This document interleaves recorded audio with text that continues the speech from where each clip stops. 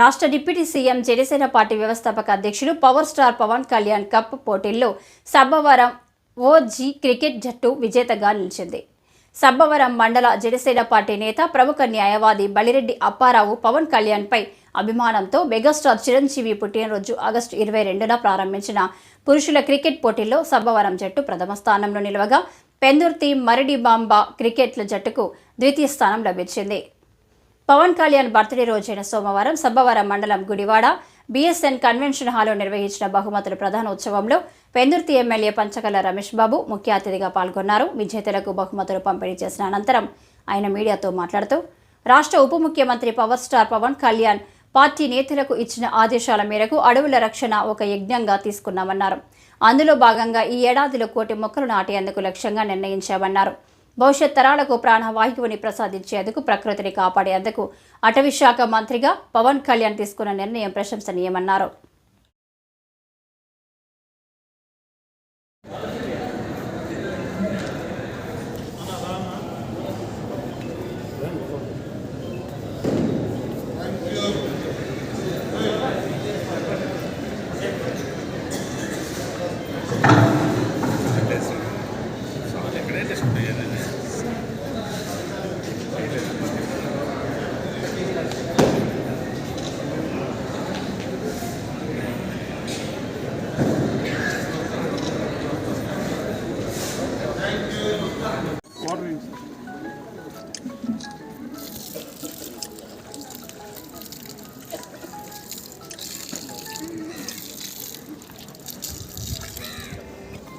Thank you.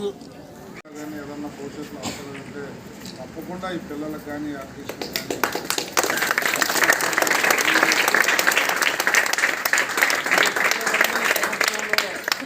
మరొక్కసారి ఉదయం నుంచి చెబుతున్నప్పటికీ కూడా మరొక్కసారి పవన్ కళ్యాణ్ గారికి జన్మదిన శుభాకాంక్షలు జరిగాయి.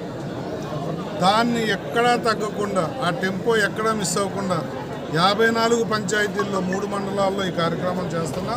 పుట్టినరోజు వేడుకల్లో ప్రజలకు ఉపయోగపడే కార్యక్రమాలు, దాంతోపాటు వార్డులు కూడా ఫుల్గా కానీ హాఫ్గా కానీ మనకి 10 వార్డులు ఉన్నాయి.